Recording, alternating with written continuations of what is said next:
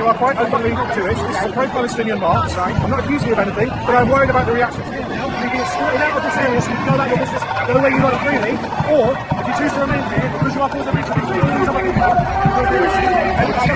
if I remain here, you're arrested. because your presence here is antagonising a large group of people, we can't deal with all of them. If they attack you, or because your presence is SB 771, passing the Assembly on September 10th, 10 days ago, then on September 16th, passing the Senate, completely under our noses, which means right now, all that stands between complete statewide government censorship is Gavin Newsom's signature. Now, am I exaggerating about how bad this bill is? No, I am not. Here is the actual bill. You can pull this up yourself on the state's website. The bill's called SB 771. It's called Personal Rights Liability Social Media Platforms. In Section 2, Title 23 of the bill, it defines the penalties for breaking this new California law. If you post something on social media anywhere online that the state of California deems to be hateful, there's a penalty for that reckless violation, a civil penalty of up to $500,000. For an intentional, knowing, or willful violation, a civil penalty of up to $1 million. That is the definition of the state controlling speech, folks, not what Trump just did.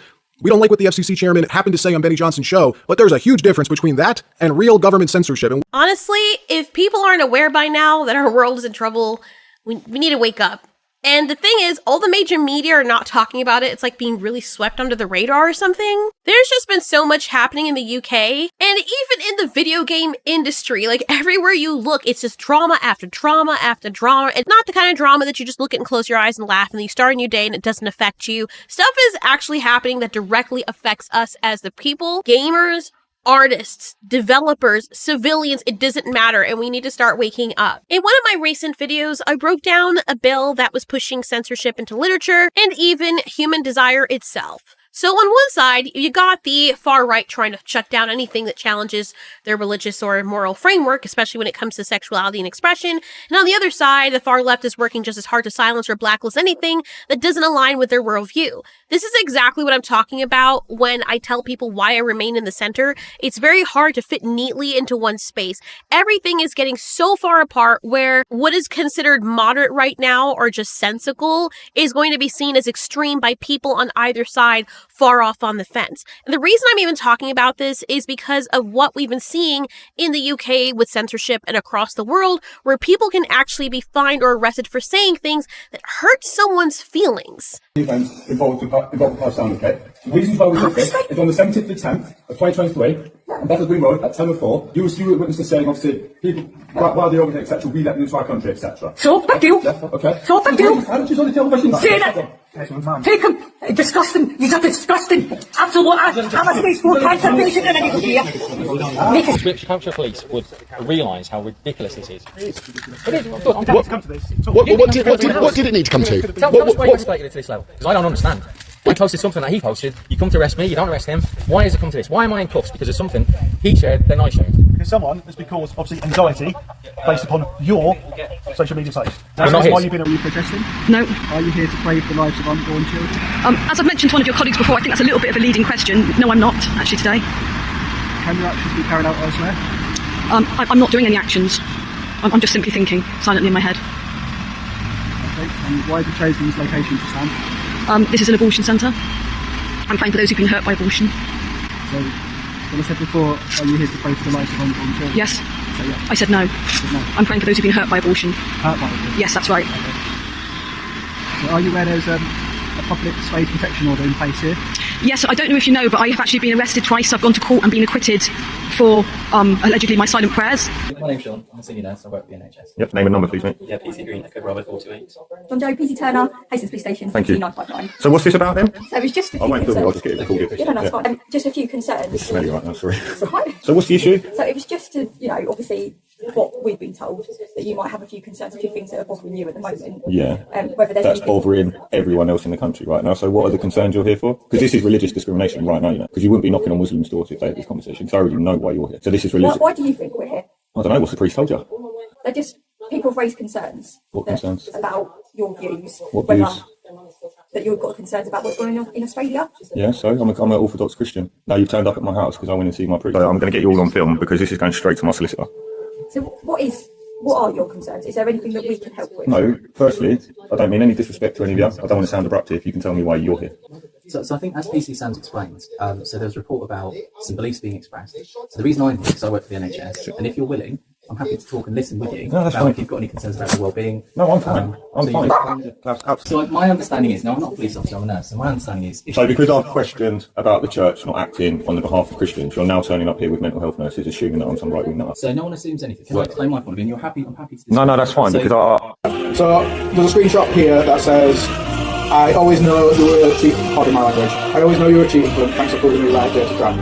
And then... I mean, that's got to be like years ago, It could be. man. That's And got to be I've years got no ago. date. UK is now arresting people for praying in their heads. I seriously wish that was an exaggeration, but it's not. Just standing on the sidewalk. She was 2 blocks away from an abortion center, and she was standing there silently. And the police arrived and decided to ask her what she was doing. What are you here for today? Physically, I'm just angry. What here of all places I know you live? This is an abortion centre. Okay, that's what. Are you standing behind the protest? No. I'm not protesting. Are you praying? I might be playing my head.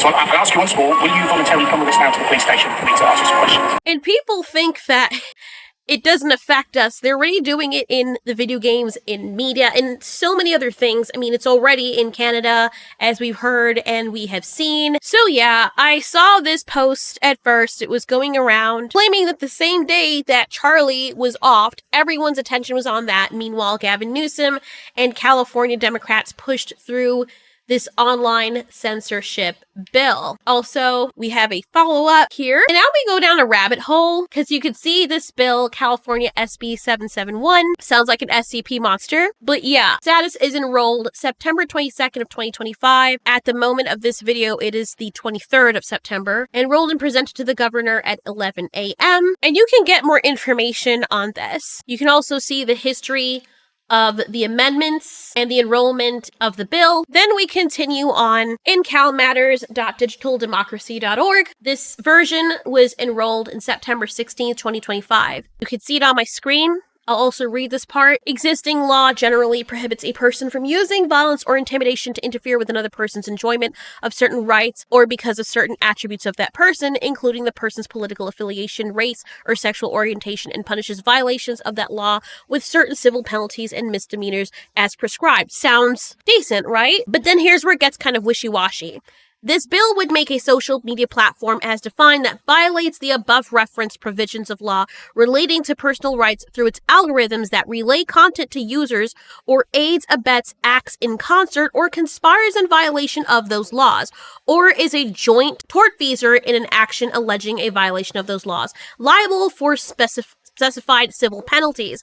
The bill would declare its provisions to be severable and would declare attempted waiver of its provisions to be void and unenforceable. Now, if these platforms face these civil penalties for violations, which can be very vague and swept under an entire rug, caused by their recommendation systems, they'll be incentivized to over-censor content to avoid liability. So political speech, controversial opinions, no matter what they are, or satire, like what Long Beach Griffey does and everybody enjoys, that's all swept up under there. And ironically, this could stifle the very rights, our political affiliation, our expression, our artistic expression, which is really important to me personally and a lot of other people, and association that the original law was supposed to protect in the first place. So, my first thought was, what is actually happening here? But I decided to fact check it because anytime I see something on Twitter, I know I need to double check. People love manufacturing drama for clicks.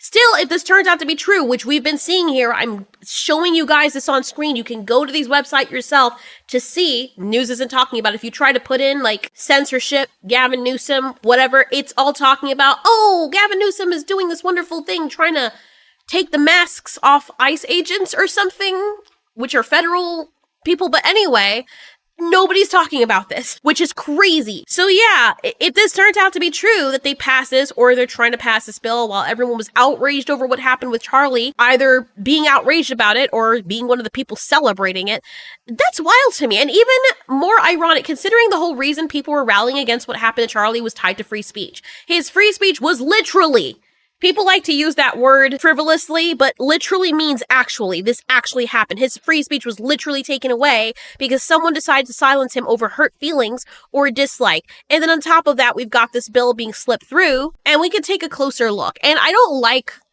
deep political stuff, but then when you start to notice things are directly affecting you as a person or the people around you, It's not just a general thing. This is something now you're talking about our individual rights. Not, oh my God, I don't like that person's doing over there. That offends me. I can just walk away. No, now it now personally affects you. Then it becomes an issue. Because it's not just one facet of life. Now, the thing is, this has been happening all the way from 2022 and probably from before. Only certain people are aware of it. Like, people have raised concerns about it. As you can see here on CWLC.org, where it is titled California Holds Social Media Companies Accountable. This week, Governor Gavin Newsom signed Assembly Bill 587. That's another bill, a first of its kind social media transparency measure. Earlier this summer, CWLC Executive Director Betsy Butler joined Assembly member Jesse Gabriel, community leaders, and civil rights organizations at a press conference to advance the passage of this measure. AB 587 will establish greater transparency from social media platforms by requiring them to file semi-annual reports with the California Attorney General that publicly disclose their policies regarding hate speech, disinformation, harassment, and extremism on their platforms. The signed bill also requires that these platforms report data on the enforcement of these policies. And then it goes into, young girls and untrue content and all of this stuff, but yet they will allow freshly 18 girls to go on OnlyFans and advertise their things, but that's not harmful. And rightly so, like, they're adults, they can freely express themselves how they want, but I just find it how they'll say certain things are harmful, but things that are clearly harmful, they'll just pretend they don't exist. Now, I was going down a rabbit hole with this. Now, when I look further into this, mind you, this was in 2022, by the way. When you click on the link, it carries you here to Los Angeles Times, where it starts off saying, California will impose its first-of-a-kind requirements on social media companies to publish their policies for removing disturbing content, including hate speech, with details on how and when they remove that content under a bill signed into law by Democratic Governor Gavin Newsom. California will not stand by as social media is weaponized to spread hate and disinformation that threaten our communities and foundational values of a country, Newsom said in a statement Tuesday announcing the signing. And then over here, we have continuation where it says that the social media companies would have to submit the semi-annual reports detailing how they define and enforce policies on hate speech, meaning how they define it. That part there is key also. And harassment and foreign political interference. You can read more here. People might be asking, why is this concerning? Well, the reason it's concerning is because we're now forced to ask the question, what will be considered as hate speech? Anybody can call something hate speech. And that's exactly what's happening in the UK right now. If you merely disagree with someone or you say, hey, I don't like the fact that all these people are coming here and beating up the native British people or whoever is in the area, can you do something about it? Give us more protection? Oh, that's racist. That's hate speech. Oh, I don't agree that, people should date within their own ethnicity. They should date outside of it. Or I don't agree that people should swirl or date outside of it. Any side of the equation, anybody on either side of the fence can say that the other person claiming that's hate speech. If they want to get rid of someone, they can just say, that's hate speech. You know how many people have even looked at me without even seeing the full content of what I was saying and just base off of my thumbnail when I'm even saying the complete opposite of what they construed to be in the thumbnail? They're saying that I'm somehow a hater and I hate LGBTQ people, which is so far from the truth. I don't even understand how they even got to that point. And I'm guessing they saw the caption on the thumbnail and went with that and didn't even watch the video to listen to what was being said. And by that logic, people like that can just come out and say, she's a hater, she hates. And I can also say to those people, like, I could say, well, look at what they're doing. That's hate speech. Let's get each other arrested. Anybody can call something hate speech. Someone can just say, hey, you're an asshole. And the other person gets their feelings hurt and answers, you hurt my feelings, so that means you hate me. You calling me an asshole is hate speech, so you deserve to go to jail for it. And for the people celebrating this kind of censorship, you don't realize that you're next. You can go out there and call out something someone's doing, and people will target you and declare that what you're saying is hate speech. Then you get fined, and then you go to jail. Like, people think it's a right versus left thing. What I'm trying to tell people, especially with that George Orwell post that I shared on my community feed, is that this is a monster being created by the people in power to rule over us. It's not sensationalizing. This has been done to death in history. History repeats itself, and people are too asleep to realize that it's happening. The fact that we're so against the other person and too busy with the infighting means we're blind to what's actually happening. Have you ever watched videos of two animals fighting in the street? Notice what happens. They're completely oblivious to all the dangers around them. Two creatures that otherwise would be skinnage of humans would be fighting. Cars are whizzing by, humans are nearby, and dogs are coming after them, and they're so in the heat of the moment trying to claw each other's faces off the planet that they don't even realize what the real danger is. Everyone is so busy fighting, and you cannot tell me that this wasn't some kind of concerted effort to gain power over all of us and take away our basic rights. Bit by bit. And trying to pretend as though they're doing it to shield women and children, that's the excuse that everybody always uses. That way you can't say anything against them because that means that you don't care about the women and the children. Meanwhile, those are the very things that they're targeting or working against. This is how it begins. And if you can't see it, please consider that if censorship of any kind is coming from either side, it's bad for all of us in the middle, meaning us the people, not in government. This isn't a simple right versus left. People always miss the mark. They always are like, oh, well, the right, the left. Yes, the article references people on the left that I showed, and yes, media and entertainment have been dominated by the left for many years because right now they hold the cultural power. I understand that. But if the pendulum swung all the other way and the right controlled all the media and entertainment like they have in the past, you don't think there would be mass censorship as well? Like some are already attempting to do, like I said with my last video?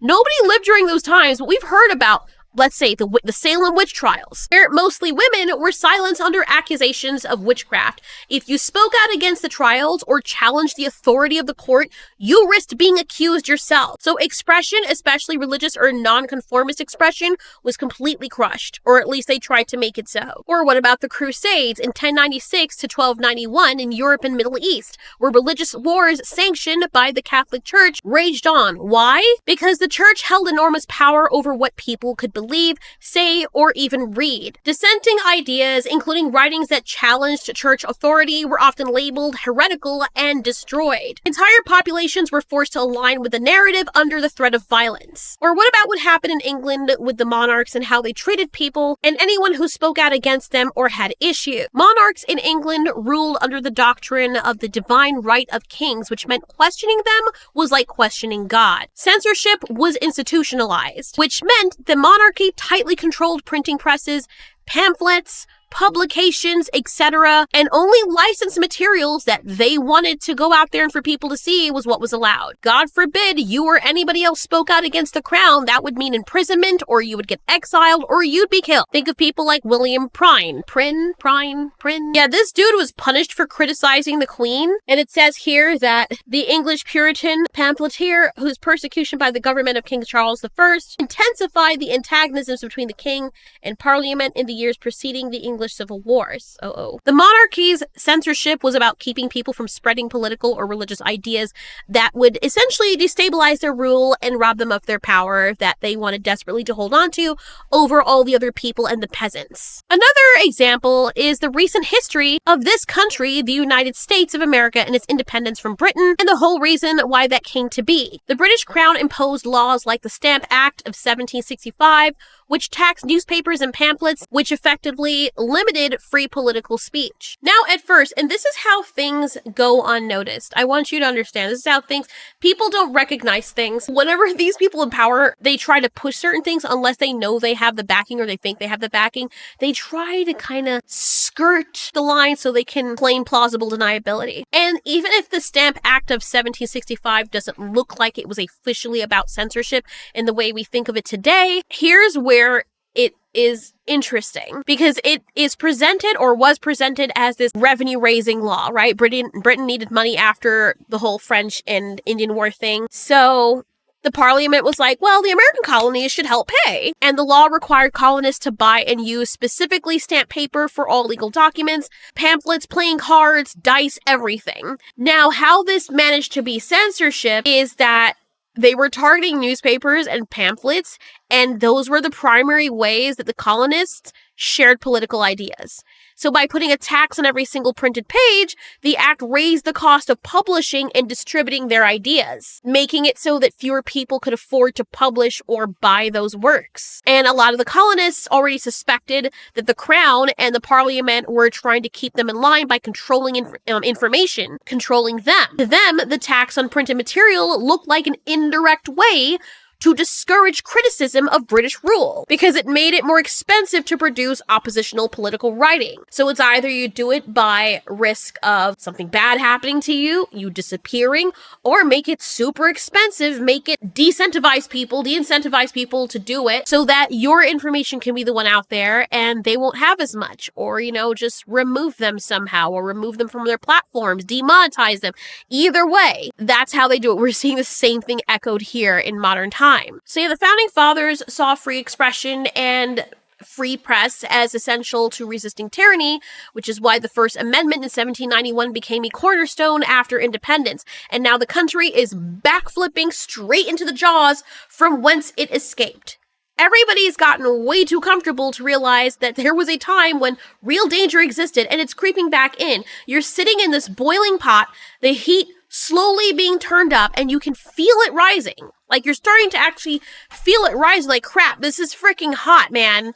I'm uncomfortable. But instead of looking up at the person over the stove, the one cranking up the flame, staring down at you while you boil, you're too busy staring across at the other frog in the same pot, fighting him because you think he's the one making you hot and uncomfortable, even though he's boiling right alongside you. Instead of hopping out or turning your focus to the actual cook and looking somewhere else rather than the person in front of you who is literally in the same boat, or same pot, you choose to fight each other so that you both end up boiling and being cooked anyway. And who gets fed?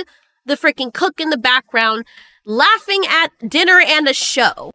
And this seems no different, honestly, than the other thing I was talking about concerning freedom of expression in artistic formats. It's just a different side of the coin, same coin. Later on it says here, but the bill had bipartisan support from lawmakers despite some concerns, and advanced after stalling last year over free speech issues. The bill's author, Democratic Assemblyman Jesse Gabriel, said the measure includes the world's most stringent transparency requirements for companies like Facebook and Instagram to disclose in detail how they remove content including hate speech, disinformation, extremism, harassment, and foreign political interference. And that can cover whatever they claim it to be. You want to criticize the government or whoever is in power at the time? Oops. Can't do that. That's political interference. And that's disinformation. You're a girl and you're like, man, I want to have the freedom to be able to write whatever stories I want to write, whether they be sci-fi with a bunch of gore or a bunch of spicy content in it. Oh no, that's not allowed, because that's concerning. That can be seen as extremism, or that could be hate speech to someone else. They can keep shifting the goal pertaining to what that means. For example, at the Charlie Kirk Memorial, people were worshiping and praising God. And this coming from me, I'm an atheist, by the way.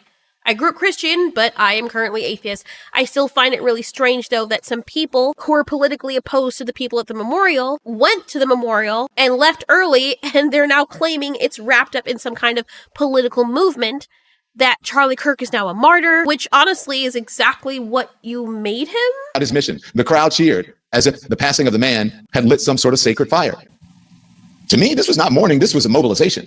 And here is where we have to tell the truth here. What we saw in that arena was not simply faith-finding public expression, it was religious nationalism on full display. These elites are trying so hard from every angle to keep us, the people, under their boot and under control. Even to the point of possibly, and watch, you're going to see it happen if people don't start waking up, saying that if you worship or God or whoever you choose to worship, which is your right, we don't have to agree with it, I don't have to agree with it, but that is your right to worship what you want to worship, that if you worship this, or specifically Christianity, that is hate speech, which I can understand that, but then now we have to also look at every other religion. You can't just take out one that does have some issues within its belief system and then leave the others that blatantly have the same. If you say anything critical about any group, even if it's not born from hatred, you're just stating a fact or something, but you hurt these groups of people's feelings, that is hate speech. That's kind of like going up to a dog and saying, man, it's kind of disgusting how you guys sniff each other's butts. and all the dogs mobilize and are like, no, you need to be taken out. You need to be like that. But you do, though. Like, it might not be nice to say that. I think it's impolite if a dog could speak to say, you're disgusting, even if you feel that way, but that should be your right to do that. The same way the dogs have the right to say, well, you know what? We smell way better than you do in terms of our sense of smell, and you smell disgusting. That should be within their right. Like, if you... I just don't... This whole thing is so ridiculous. Here's the thing. They're not going to come out and say, we're going to censor y'all. Instead, what they'll say, like I said before with the whole Britain thing, the monarchs, they're going to say something along the lines of, hey, we're making laws. If you break them, it's your own fault and you censored yourself because now you're violating the law. If you haven't guessed by now, that is censorship, indirect censorship, censorship by proxy, whatever the case, it's still censorship. The end result is still censorship. The government is straight up trying to silence people, and this is how it begins. Whether they ban spicy content or label something hate speech, it doesn't matter. That's the pattern. Look at the UK and the clips that I've shown you. There's so many other things going on. I've spoken to people who actually live in these places. I still cannot believe that what I'm seeing is real life. I still am waiting for people to say, you guys are so stupid. This is AI, or this is a skit. They're just skits. No, full-on idiocracy, full-on V for Vendetta happening right in front of our eyes right now. They're already suffering the consequences because everyone closed their eyes and let the government do what it wanted. They don't like the fact that too many people are waking up. The only thing that a corrupt government is afraid of, by the way, is people gaining too much power. Or people having the autonomy to say, hey, I don't agree with this, and I don't want to do this. I want to unify with my brother and sister over there, because if we're all friends, or at least respect each other, and we're unified, then we won't be so busy fighting each other, and we can hold our government accountable for the things that it does against us, because the government is supposed to function for the people. And if for some reason I ever turn up missing after saying this, that should be an even bigger reason for you to pay attention. I don't care where the censorship comes from. It's wrong. And eventually, it's going to start affecting every single one of us, no matter which side you're on.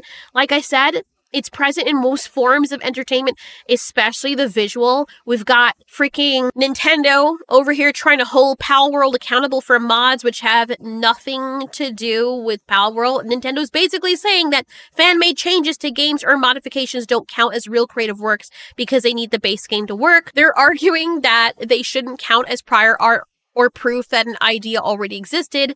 This might seem okay on the surface. Most people would be like, oh, I can get down with that. But here's why it's an issue. If mods don't count, Nintendo or any big company can patent ideas that modders already came up with. This means the company could claim ownership over mechanics or features that fans invented years ago. Let's say or you have an idea for a free roam monster capture game where it's like Terraria, it's 2D. They evolve based on the environment that they grew up in or that you raised them in, similar to Monster Rancher 3 for the PlayStation. It's a mod that you made in another game or one of the mods from Minecraft. Then yes, you're also at risk of your idea that you fully came up with being taken away because, doesn't count. It's not prior art. Even if you came up with a brand new mechanic within that mod, it doesn't count as prior art. That's what Nintendo is trying to do right now. And what that basically does is create this corporate monopoly, which is what Nintendo is pushing for. It is another version of censorship, creative censorship. I mean, we're being hit from all freaking sides. My girls, over on TikTok, I know a lot of you like me are probably liberal or center liberal, and you're making all of this art, especially if it's like spicy content or stories that happen to have spicy content in it. Something where you can freely express yourself, telling stories that may not be conventional for some people. Imagine you as a woman. Remember what it was like? No, you don't remember what it's like because none of us existed back then. But there was a time when women were not allowed to write stories. It didn't matter what they were about. You had to take a man's pen name just to get published because women didn't have that right. Now we're at risk. Doesn't matter if you're a woman or a man. Doesn't matter what orientation you are. You're at risk of having those taken away. The majority of people, I believe, that make that kind of content specifically for those kind of stories are women.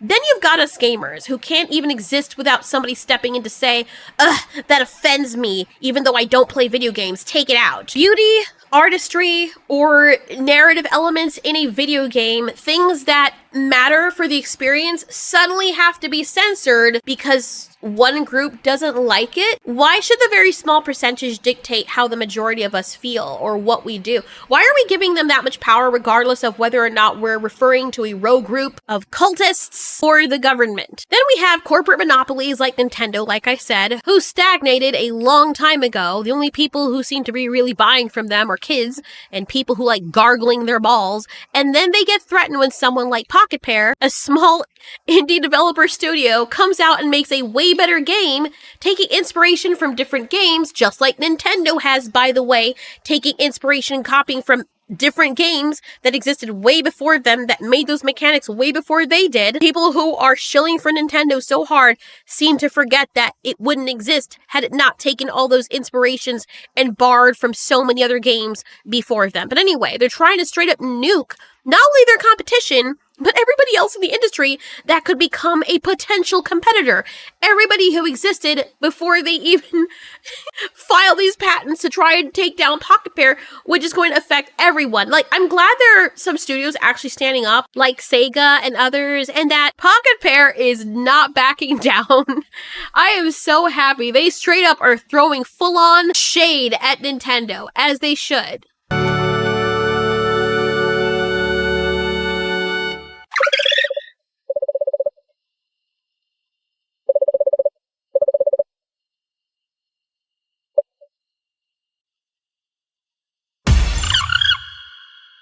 I see what they did there. That was brilliant. And honestly, as they should. Because if we continue giving these bullies an inch, they will take the entire freaking mile. No, they will take the kilometer. They will devour the entire galaxy, parallel universes, pocket dimensions, if we allow them to. So when anything has to do with any kind of erasure of creativity or expression, even if it's hurtful and disgusting, so long as you're not defaming someone or outright lying and destroying their reputation maliciously when there are no facts or evidence involved, people need to speak up about that, because before long, we won't be able to do anything or say anything. Before you know it, us women will go back to the Stone Ages where we're not allowed to speak. I know some people will like that, but consider it doesn't just stop there, and the men will just be these very sad, broken down shells of their former selves. You wonder why masculinity is being targeted in the entertainment industry right now? I mean, I thought about it. I could be wrong, but it makes sense. If you're trying to make people docile to accept terms that you're going to present later, you don't want masculine men to stand up and be dominant and assertive and question things. No, you want docile men who are just willing to sit there and let things happen and just eat their cornflakes and be okay with the events that are happening around them. I swear to God, it sounds really batshit crazy if you don't know what's going on or your eyes aren't open. But the more that you look at it, this is not a thing that happened yesterday. And I just want people to sit there and be like, oh my God, surprise, where'd this come from? We've been seeing this for the last 15 years and probably even more. We need to talk about it. We need to let more people know about it. That's what we can do about it. Let more people know and start to unite. Let's stop fighting amongst ourselves over bullshit that doesn't matter, while the real people who are against everyone are sneaking behind us as we fight and planting little landmines everywhere in our lives so they can continue not being held accountable for what they're doing. It's really scary times, man. And I really don't want this country to become the UK. When I became a citizen of this country, I became a citizen under the impression that I was going to have the same liberties and respect for rights as I did in my birth country. I came to this country because I had no choice. I was a kid and my parents immigrated here, but I see this weird kind of infection taking over all the world. If you even ask, like, where else can I go? Like, I was even looking into Sweden. Nope, it's there too. I'm like, you know what? Let me try and get in touch with my ancestry and go back to Ireland or something. Nope, it's there too. Like, good Lord. What about Norway? Nope, nope, nope. And everywhere you look, it's like, okay, on one hand, everything is way too PC, or you go to those freaking countries where everything is like, you commit a crime, we're gonna chop your head off because you like dick. Like, there's no middle ground. And unless you're going into the Amazon rainforest where you're gonna make a little plot of land there and live out there with the mosquitoes and bugs the size of your foot and freaking crocodiles or whatnot sleeping in your windowsill, everywhere is being touched by this plague of madness. And people are just sitting around and letting it happen because we're all too comfortable to recognize what's actually happening. When the few people speak out about it, everyone says they're crazy because, you know, they're programmed to say that. They're programmed to take the abuse and pretend it's not happening, and then try to gaslight you or shame other people into also kneeling and taking it down the gullet as well. And so your throat starts stretching beyond what its threshold is, and next thing you know, a freaking chest burster comes straight out of you, and people are like, told you so, it's too late, now you're gone. Chest burster's out there, now we gotta hunt down a xenomorph, uh-oh, now there's millions of them. Anyway, that's the end of my yapping. I know this is a very long video, but I don't know, I feel like other people should know this. At the very least, the other thing you can do is just like, especially when it comes to Nintendo, speak with your wallet. Do not have a problem as a consumer and say you're unhappy with how you are being treated as a fan or a consumer, and then still give them your money. Like, it's no different than a man or a woman being in a relationship saying that something is happening to them as a result of their partner, and then when people are like, why don't you just leave? But I love him! Okay, stay there then. Like, stay there until he chops you up and puts you in every freaking state in the country, little pieces of you, and nobody can find any part of you because your fingertip is probably the only thing remaining under the steps of your house. Good job. Like, at that point, why should we feel sorry for you? Let it happen. Anyway, on that note, stay safe. Did you know that in 1984, George Orwell imagines a world where your thoughts are monitored? This classic novel explores themes of total control and censorship. Ironically, it was banned in the former USSR for being subversive, and even in some places in the United States for its political critique. How close are we to that world today? Did you know that the concept of Big Brother from 1984 has become a symbol for oppressive government surveillance? In Orwell's vision, the ever-watchful government monitors its citizens constantly, stripping away privacy and freedom. The chilling reality is that many elements of this dystopian world can be seen in our societies today. But that's alright.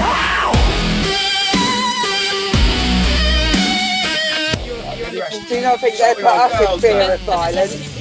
Seriously. It's code G. If you don't give me your name and address, I have grounds to arrest you. Google it, it's code of practice. What do you need to understand? Thank you. So you referred to there being a hate crime, right? Okay. I only have to tell you the allegation. I don't have to tell you exactly what it is. There's an allegation of a hate crime. Of allegation that someone's felt alarm, distress in a public place. Public place, okay. Okay? So, public place. Okay, so someone felt the section is actually harassment, alarm, and distress. And distress. Yes. Okay. Obviously, I have to go find out the exact facts and so on. And where once you had the freedom to object, to think and speak as you saw fit, you now have censors and systems of surveillance coercing your conformity and soliciting your submission. Whereby, if you do an off-colour tweet, you will go to jail for 31 months. Wayne O'Rourke is serving 3 years for exactly the same thing. How did this happen? Who's to blame? Well, certainly there are those who are more responsible than others, and they will be held accountable. But again, truth be told, if you're looking for the guilty, you need only look into a mirror.